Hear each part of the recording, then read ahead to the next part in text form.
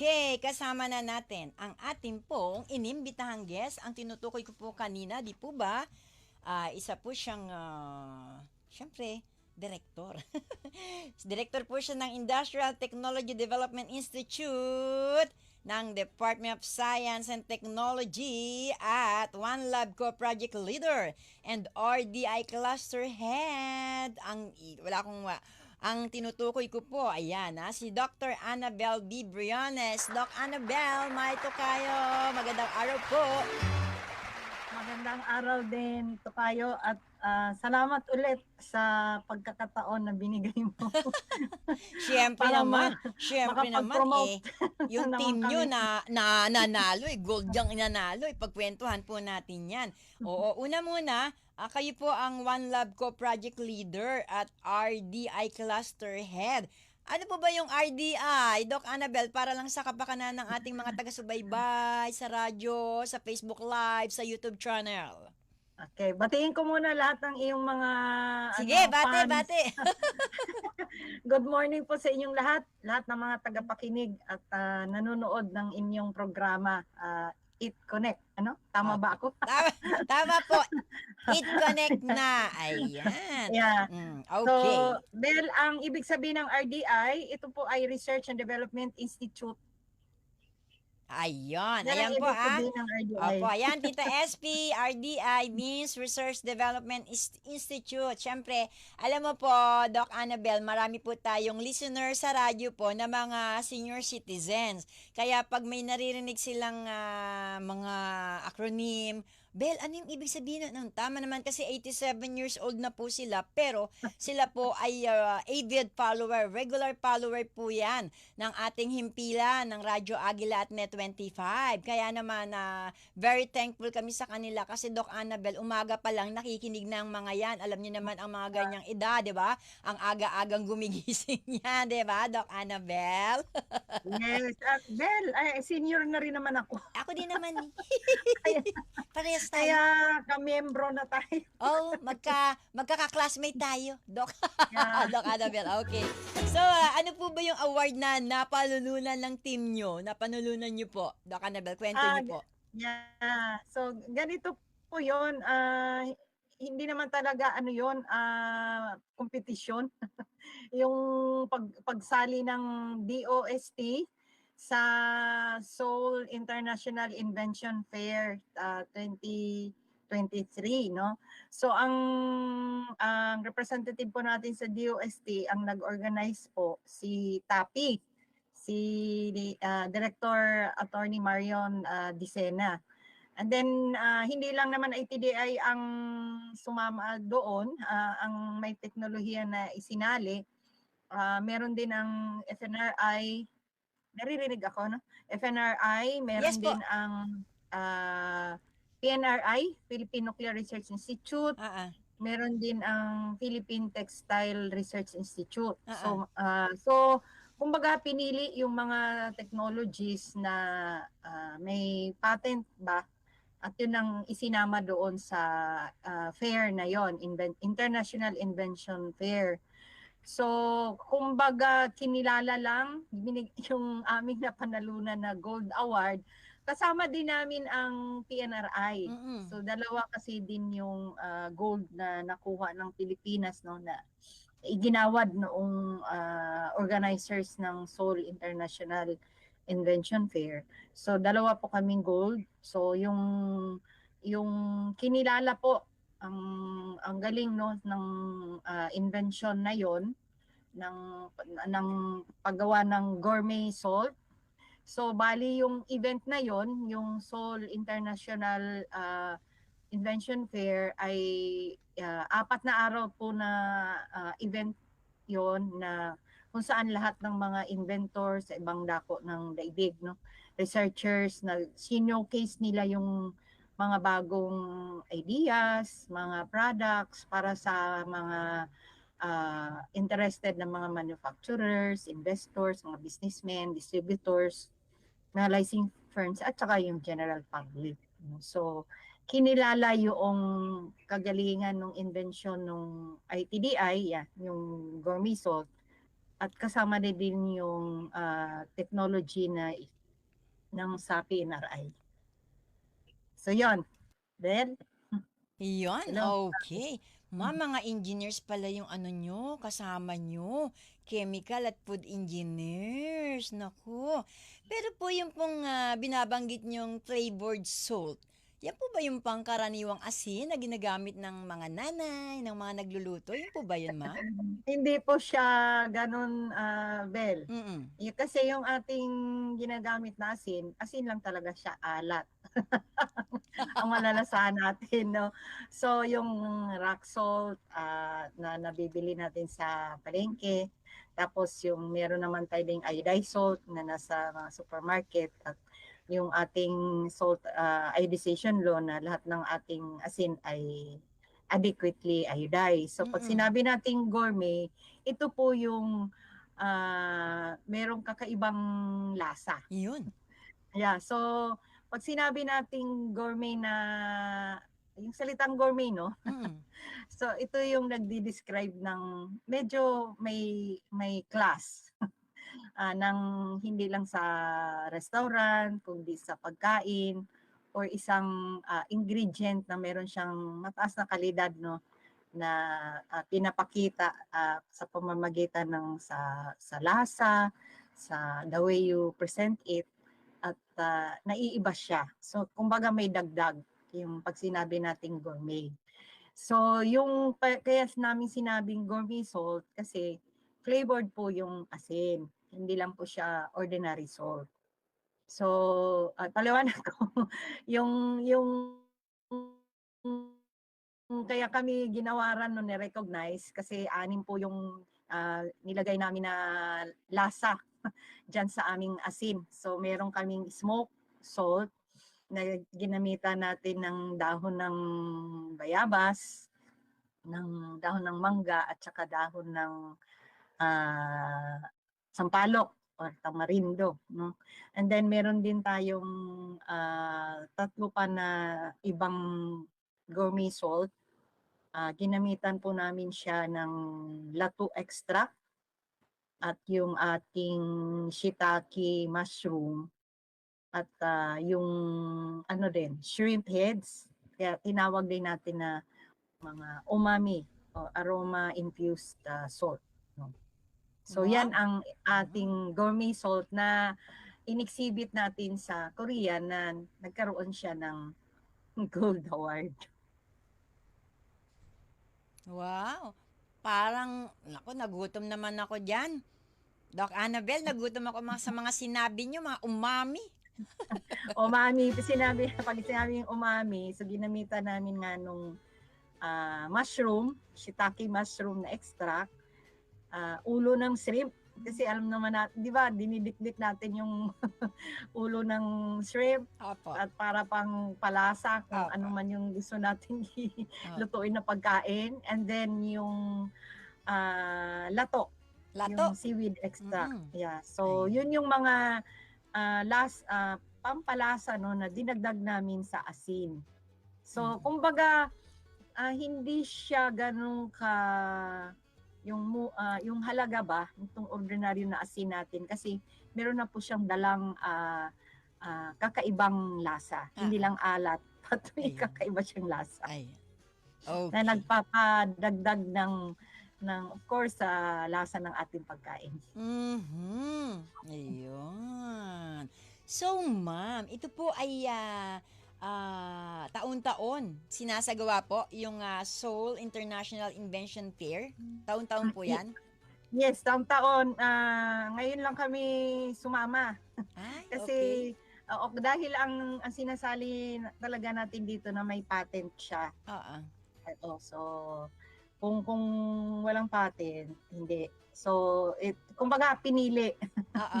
Pinili ng topic. Pinili ng topic.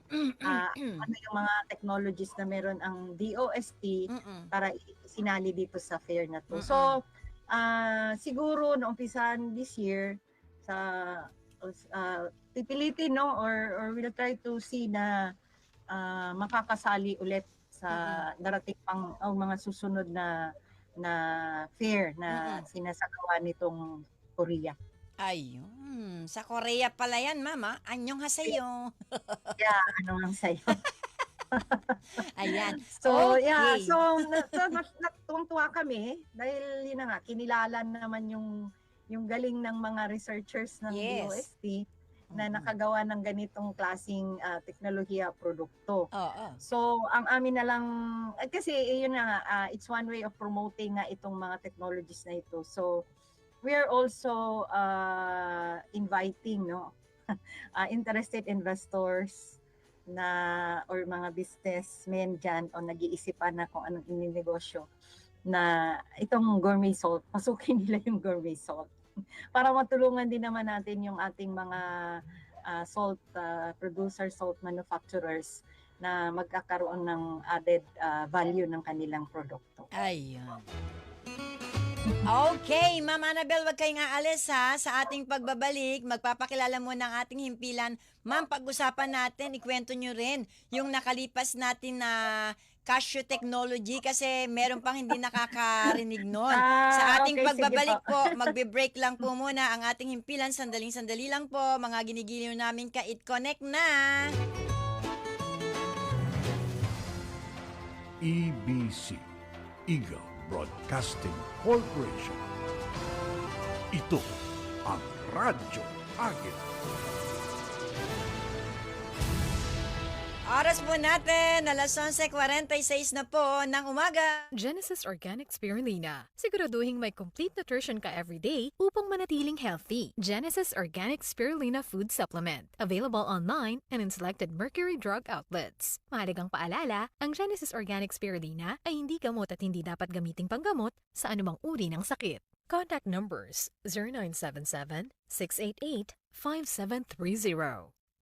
Genesis Organic Spirulina. Siguraduhin may complete nutrition ka everyday upang manatiling healthy. Genesis Organic Spirulina Food Supplement. Available online and in selected Mercury Drug outlets. Mahalagang paalala, ang Genesis Organic Spirulina ay hindi gamot at hindi dapat gamiting panggamot sa anumang uri ng sakit. Contact numbers 0977-688-5730.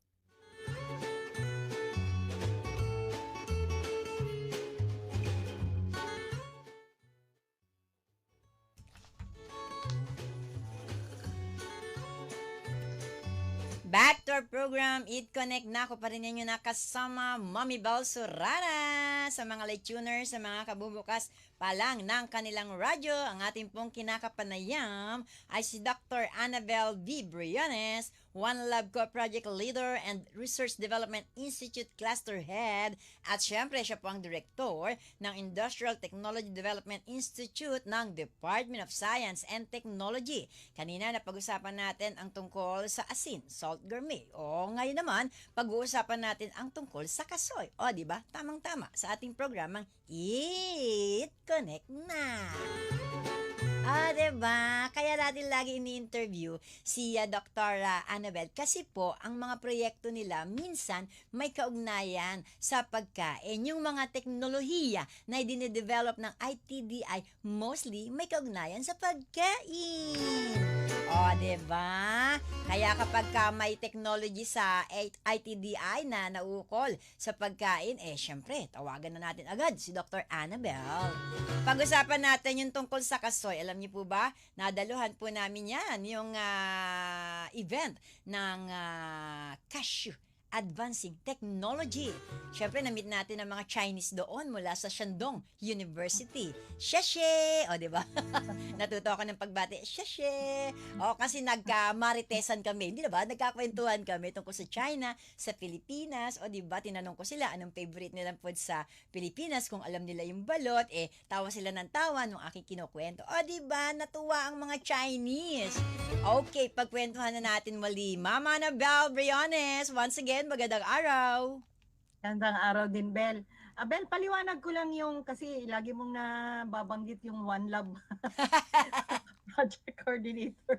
So yung One Lab kasi, isang programa yan ng DOST. Ito ay network ng mga DOST standards and testing laboratories sa buong bansa. No? And then, hindi lang DOST, kundi rin mga private laboratories kasama natin dyan sa network. At iba pang mga government laboratories bukod sa DOST. Yes. Okay. Punta natin yung kasoy kasi alam nyo ba, Doc Annabel, ang sarap ng kasoy na natikman ko. O, di ba? Saan ba galing yan? Ay ano Ang po, galing binigay ng pamangkin ko, galing po siya sa Palawan. Oh, yan. Yan Oo. kasi ang isa sa maraming plantation natin Yes.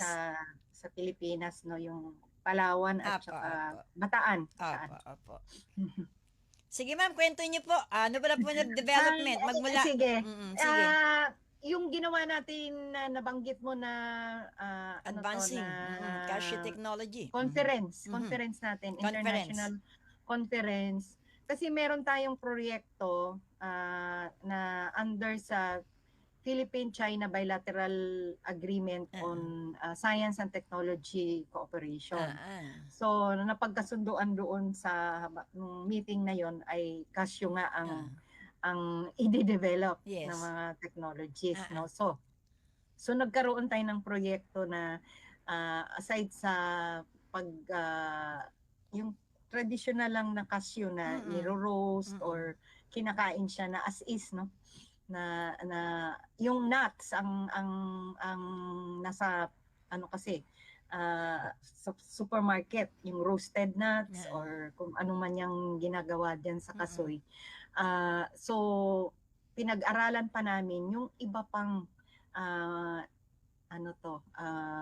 mga maaring high value products na makukuha pa rin natin sa kasoy. So hindi lang sa nuts, although ang ating study focusing on the nuts, on the oils, no, kasi green oils nga yung ating paksa din nung ating conference na yon. Itong meron pang mga pinaplano din na pag-aralan din, although meron din naman ng mga na established na ng mga studies on yung fruit mismo. Kasi ginagamit lang siya as juice. Tapos yung nuts na pinaka-crown, yun yung binibenta ngayon sa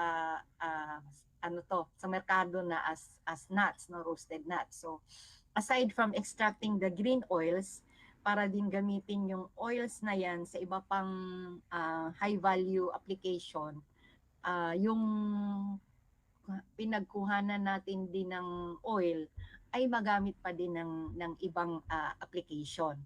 So kami sa ITDI, nakapag-develop kami ng food products, no, aside sa green oils na ginagamitan natin ng mechanical pressing or supercritical fluid extraction. Hindi po tayo gumamit ng any solvent kaya nga ang tawag natin ay green oils.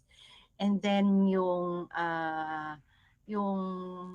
press cake, yung pinagkuhanan ng oil, ay ginamit pa natin siya sa ibang aplikasyon. So meron tayong yogurt, milk, at ano pa ba yung isa? May isa pa kaming produkto na out of the press cake. And then yung shell, kasi yun yung pinakamalaking source ng waste, no? Pag kinuha mo kasi yung nuts, andyan ang shell.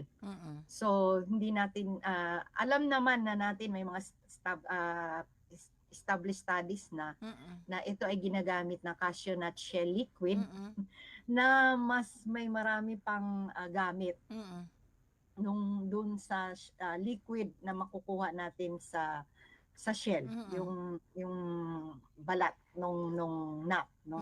So yun yung ini-improve namin, ini-study namin kung ano pa yung aming maseseparate na mga bioactive ingredients doon sa cashew shell nut liquid. At yung isang gamit nga niyan, yung pangtanggal ng mga warts or moles, demold warts yung tinatawag natin na in-invite natin yung RCC Amazing Touch kasi sila naman yung naka-invento. So kami naman, ang aming dinidevelop na products using the green oils galing from the nuts ay ano to, anti-aging, Okay. moisturizing, Mm-mm.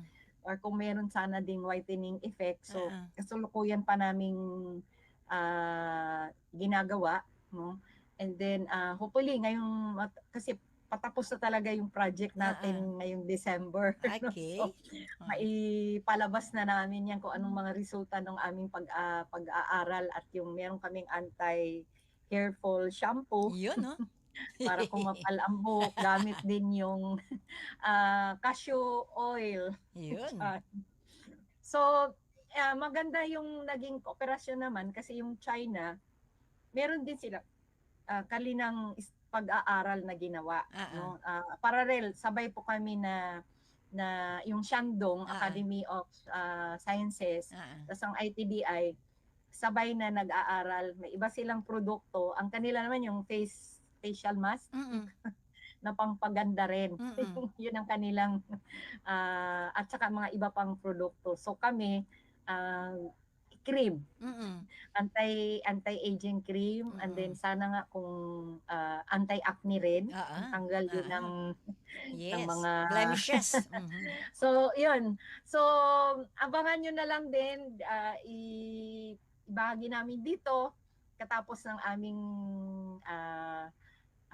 project at kung matapos na rin namin siyang mai-file sa patent at pwede na namin pong i-announce yung mga produkto para yung atin namang mga kababayan na gustong mag-invest din, no?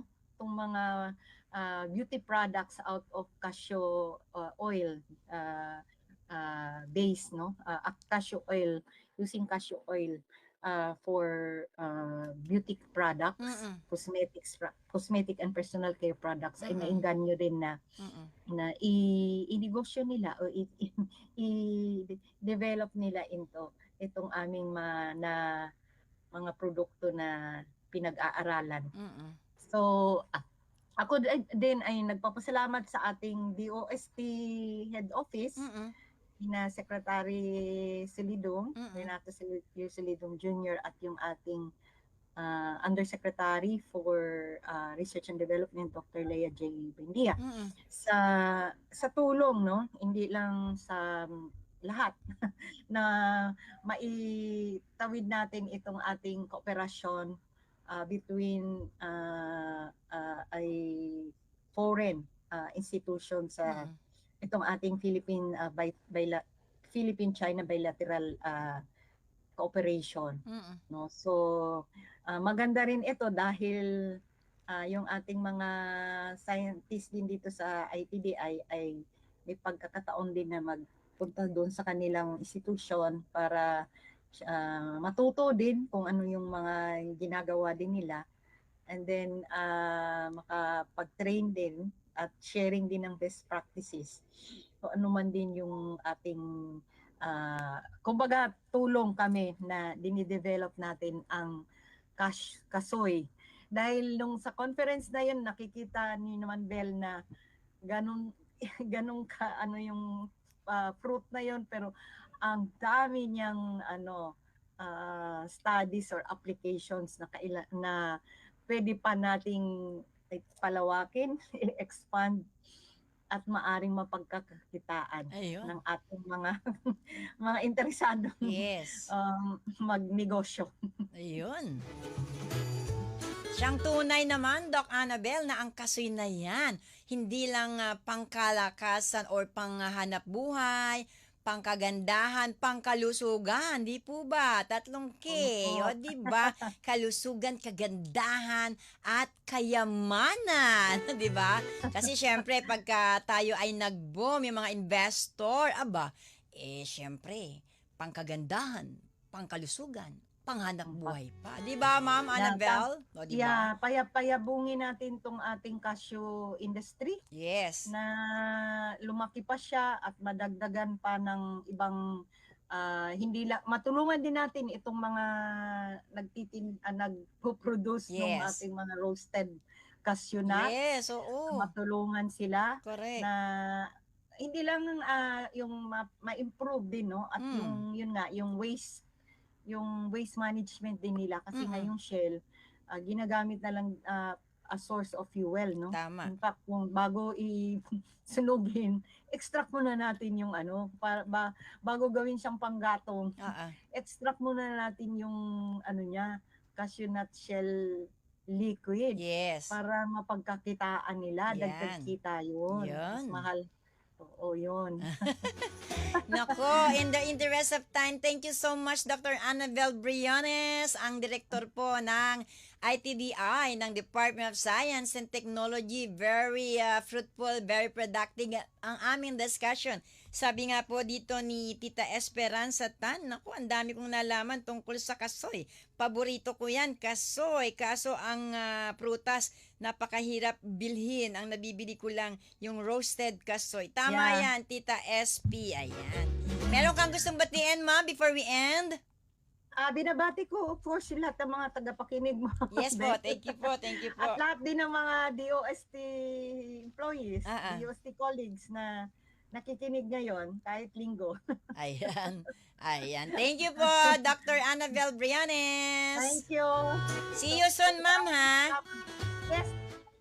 Thank you po. You. Okay Bye. po. Ang ating nakapanayam si Dr. Annabel Briones, Director DOST ITDI.